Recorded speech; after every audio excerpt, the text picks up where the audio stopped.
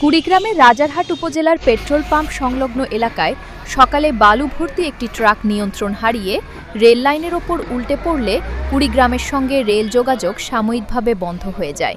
ফলে নির্ধারিত সময়ে কুড়িগ্রাম স্টেশনে পৌঁছাতে পারেনি ঢাকাগামী কুড়িগ্রাম এক্সপ্রেস। এ ঘটনায় শত শত যাত্রী চরম ভোগান্তিতে পড়েন। অনেক যাত্রী বাধ্য হয়ে অতিরিক্ত ভাড়া গুনে বিকল্প পরিবহনে তিস্তা রেলওয়ে স্টেশনের দিকে রওনা দেন। নারী, শিশু ও বয়স্ক যাত্রীদের দুর্ভোগ ছিল সবচেয়ে বেশি।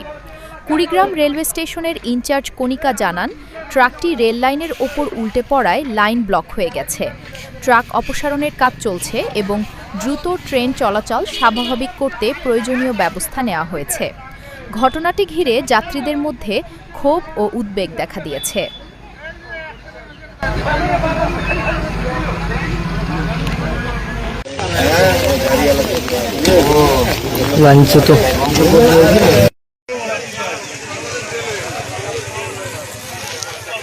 কাজের ভালো আর ভিডিও ভালো মানে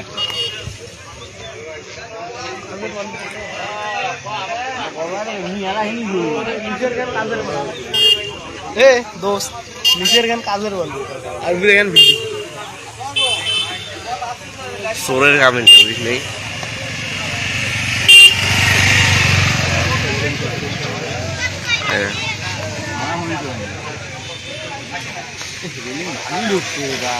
রেলিং ভাঙুক, রেল লাইন ঠেলি ধরি গেছে।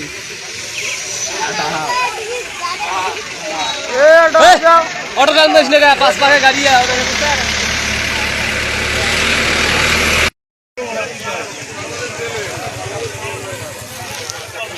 কাজের ভালো আর ভিডিও ভালো মানে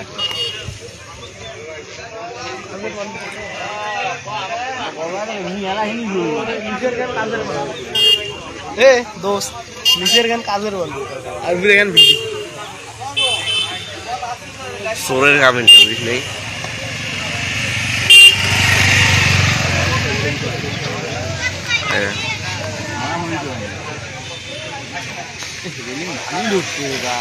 রেলিং ভাঙুক, রেল লাইন ঠেলি ধরি গেছে।